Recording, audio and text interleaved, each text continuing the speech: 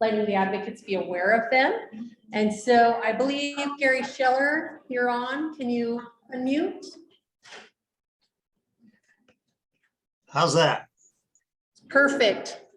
All right. Well, hey, thanks, Rochelle.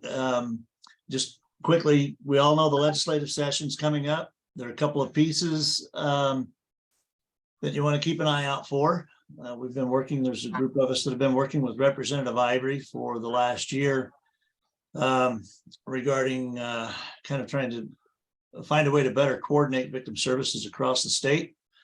And so there will be a bill coming out to establish a Crime Victim Services Commission that will sit within CCJJ.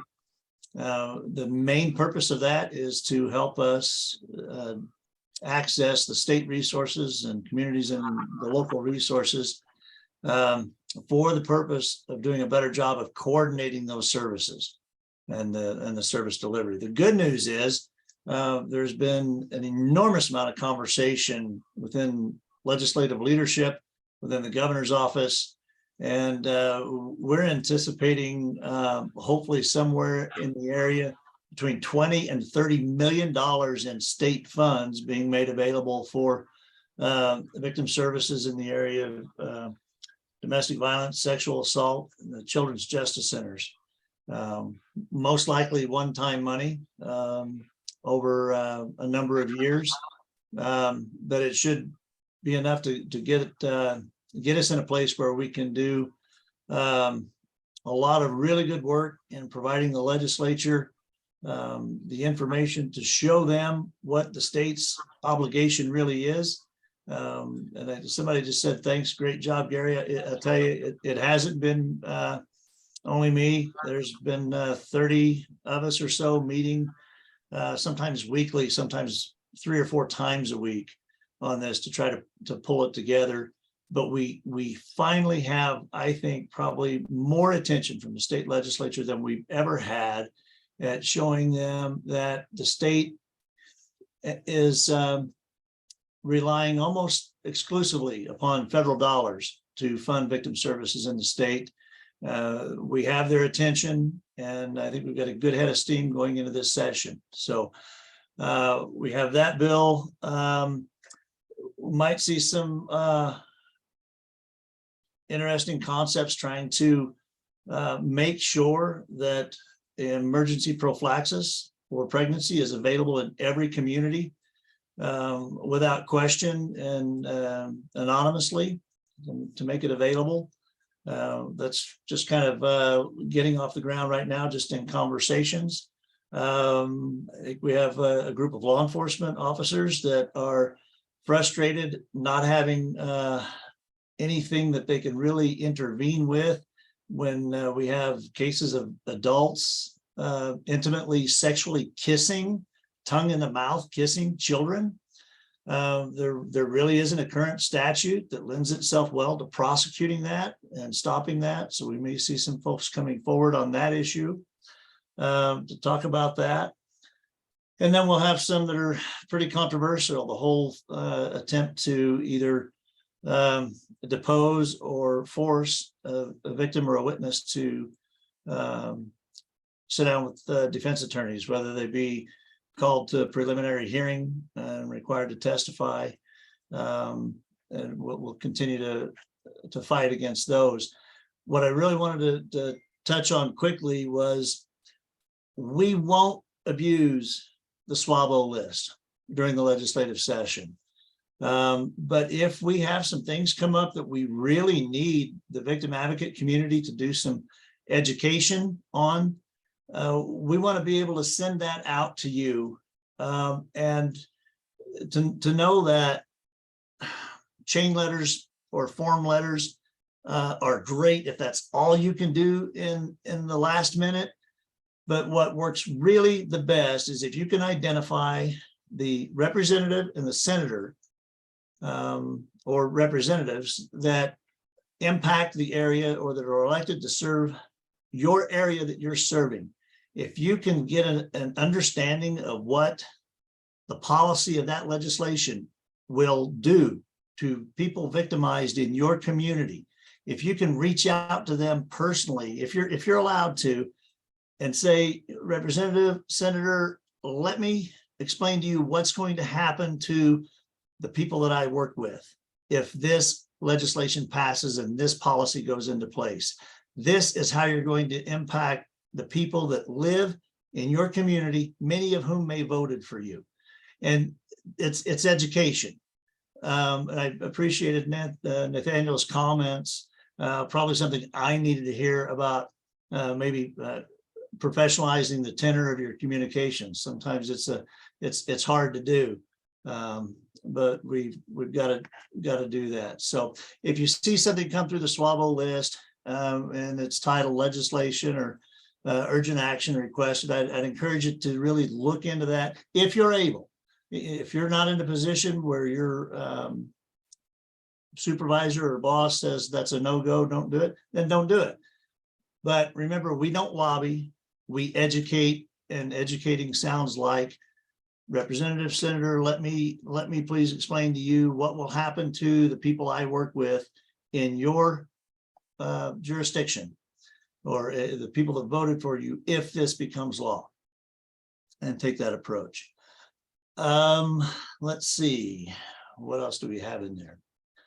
The only other thing I wanted to touch on is we have a couple job openings at UOVC.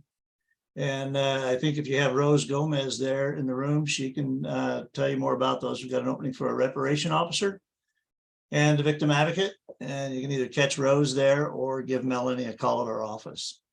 So unless there are any questions, I'll quit bugging you.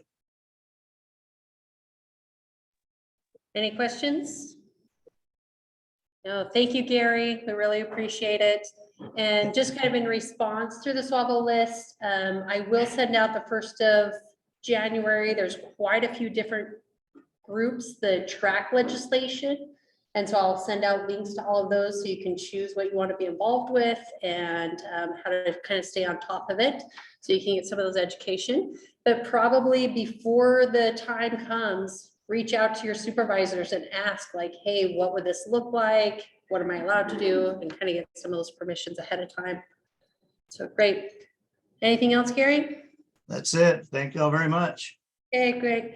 Next we have Kara.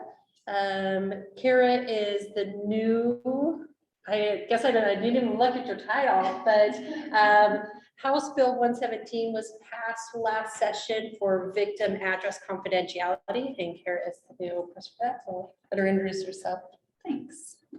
Yeah, I'm Kara Hetrick, and I'm the program manager for the Address Confidentiality Program. And I just wanted to talk a little bit about it today, and I probably will be back sometime to give more details when we have them pinned down. But right now, I just started last Monday, so I'm kind of in information gathering and learning mode. But HB 117 will create this address confidentiality program for victims of domestic violence, stalking, sexual assault, and human trafficking.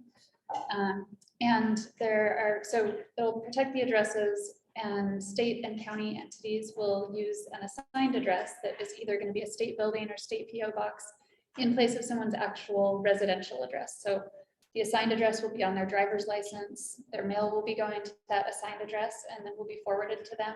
So it's just a way of protecting their residential address a bit more. So hopefully it'll be just one tool and part of a safety plan that you can use.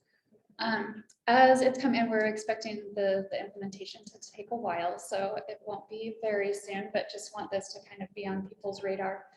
And then the other thing is, at some point, we'll also be working on certifying application assistants. So it'll be advocates, we'll do some training, and then have advocates who can facilitate that application process for people who will potentially benefit from it. So if anyone has questions, I'm happy to stick around after and try to answer them. Or also, if anyone's interested in being involved in the planning, please let me know. I'm very happy to connect with people, and am very interested in people's input as we work on this process and get it implemented. So thanks. Great, thank you. And Doug Fawson was going to be here. There's been a victim notification subcommittee that they've been working on, and he had something he wanted to announce. Actually, I don't even know what it is. But he had some work things come up, and we moved ahead of schedule. I don't want to keep you here waiting for him.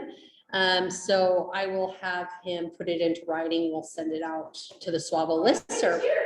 Oh, well, there you go. Welcome, Doug.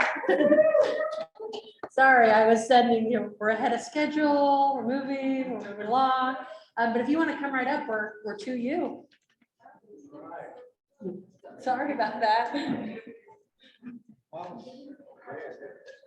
We do have our online folks too, so if you'll talk to the owl. Sorry. I just assume online folks are just screwing off anyway, but it's not really entirely fair, is it? Yeah, they can't hear you. Oh, So, good. sorry. Can I put a flash drive in? Oh, sure can. This is super short, but it might be good to. So, some people probably know me, Doug Fawson with the Department of Corrections. Those who don't know are more fortunate than the ones who do, but so I work for the Department of Corrections and I represent that department on the Utah Crime Victims Council. So several months ago, there were some pretty disturbing news stories that came out about victims who were not notified prior to parole hearings. And they found out when they were notified that the victim, that the perpetrator had a release date and was getting out. So the Crime Victims Council wanted to create a crime victims notification subcommittee. So and that's why I'm here. And this will be 3 slides and it'll be pretty quick. So the issue was that the Board of Pardons did not have an accurate address for those folks. And these were high-profile crimes. There were 2, and they were both homicides, if I recall. I know one was, I think they both were. And so in those cases, the offender had been in prison for a few years, and the victims had relocated, moved somewhere else. So I know a lot of people were upset, and I'm not with the Board of Pardons, but I think I can speak for them at least to this extent. By statute, they're required to send a letter to the most recent address of record. So I know a lot of the complaint was, why are we still sending out letters instead of, we have so many other forms of communication now that seem to work better. They're still stuck with this statute. It says they have to send out a letter. Shanna, who is the victim coordinator for the board, probably I know she told me she sends out hundreds of these a month because of all the parole hearings that we have. And so she tries to, if she sends one out and it comes back that no longer at that address, and she tries another process, maybe a phone if they have a phone number or an email. But if they don't, they don't. So as you work with victims, I think it's really important to encourage them or let them know that they need to keep that contact information current with the Board of Pardons if they want to be notified of hearing. So, can I just advance this by doing whatever the hell I'm not doing? Whatever. Up what? Okay. So I know a lot of people have asked, why aren't people notified by bind? One thing I think it's important is that bind does not notify of parole hearings. It can, and it's something we're looking at, but there's a cost involved, and we're looking for ways to get that funded. It would be easy to set that up if we can get the funding to do it. It would send a prompt to people when there's a board hearing scheduled that has been scheduled. Again, they would have to sign up for Vine. So that's one of the things we're trying to do is get some funding to increase what we pay for Vine. It's already about $350,000 a year, and we have several different agencies paying into it. But we're looking to get it funded through the general fund through the legislature. I know there's people that have frustrations with Vine. I have my own. But we have about 90,000 registrants on Vine, and I don't think it's going away. So it would, I know some people have said to me, well, let's just get rid of it. Okay. You better have something in its place, because you got a lot of people counting on that for notifications. So just to reiterate what everybody already knows, just encourage victims to make sure their information is current with Vine. Can we switch to one last slide and then I'm done? And this is something I want to point out about Vine that I think sometimes, and that's not the best screen, but I've taken an inmate who we currently house in the Duchesne County Jail. So we have the Department of Corrections. We have about 1,500 of our state inmates are in county jails throughout the state. So if someone looks them up on Vine, they're going to get both of those. And it'll say we found 2 offenders. It's the same guy. And I think sometimes victims try to be vigilant and they'll register under both offender numbers. So the top one is the Duchesne County Sheriff's offender number. The bottom one is the Department of Correction offender number. If you talk to people about Vine and if it's a state inmate, please encourage them to only register for the Department of Corrections number. The reason being, we're eventually going to move Randall Smith out of that Duchesne County Jail somewhere else. The county jails, their information is sent to Vine every 15 minutes. For the Department of Corrections, we send it 3 times a day because we don't rapidly release people. So what will happen is if someone's registered for Randall Smith and they are very much afraid of Randall Smith, when we move him from the Duchesne County Jail, say to the prison, they're going to get a notice really quick saying Randall Smith has been released and is no longer in custody. Because that's what the jail, that's for the jail, which is true for them. That's their message. They may not get a message from us for several hours saying he's been moved to the Utah State Prison. If they just stick with that one number, the Department of Corrections number, it will stay accurate throughout the time they're incarcerated. I think again, people try to be vigilant. They want to make sure they're notified, but that just creates fear, chaos for people. And I get those calls frequently. People are in a panic. I just got I've notified he's been released and he's no longer in custody. And then we kind of have to walk through this. So that's really all I've got. Is there any questions? I know there isn't because it's the end of the day. If that's a question, your life's in danger. But if there's any questions, you can ask me. We're an hour and a half early. Okay. All right. Anyway, yes. Okay, so you're saying only register, but when we register when they're initially being arrested. That's fine. Then they need the jail number. But at some point, once the victim's notified that they're now with us, they need to just use that one. Okay. So it doesn't transfer it. We need to either unregister that Yeah. or just register for. They will get notified when they switch to us, and it will have that new number. And they're probably okay there. Where it becomes problematic is when we move them from the prison to a county jail. And then if they register with the county jail as well as the prison, which a lot of people do, that's when problems occur. Yeah, that's a great question. Thank you. Yes. I was just gonna say as a tip, if you have defendants going to prison, get the victim to email Shauna. It's like the UOVC victim email address. That's the best way, because then they're always kept up to date and your office always has them. Yep, as long as that email stays current. Yep. Yeah, they don't fall through the cracks. Pardon? Repeat it online. Yeah, so, and the Board of Pardons has a great website, a public website. So yeah, you can go on the Board of Pardons public website and send an email to, they have a place to email for victim notification. If Shanna gets that email, then they'll be notified by email. I know the board feels frustrated as well. They'd like to have this be a little bit more streamlined and not have to send out the letters. The letters are valuable because there's a lot of information in there about their rights and the hearing and everything else, but that could be online. It's fairly generic, yes. So you mentioned that's what's in statute right now. Are you looking to change it this coming legislative session? I don't know. That's kind of the board's thing. We brought that up. We have some people sit on that committee from the board. So we talked about that. I have a feeling that it's not going to happen this year. Are you guys gonna do any internal policies to try to add email as a notification if the victim says it's their preference or anything like that? I think they're going to upgrade the board is going to upgrade their website so people are more aware that they need to do that. And then again, I hope everybody here encourages people to do that. It's really sad when someone calls and says, I just found out he's getting out in 2 weeks and I didn't even know about a hearing.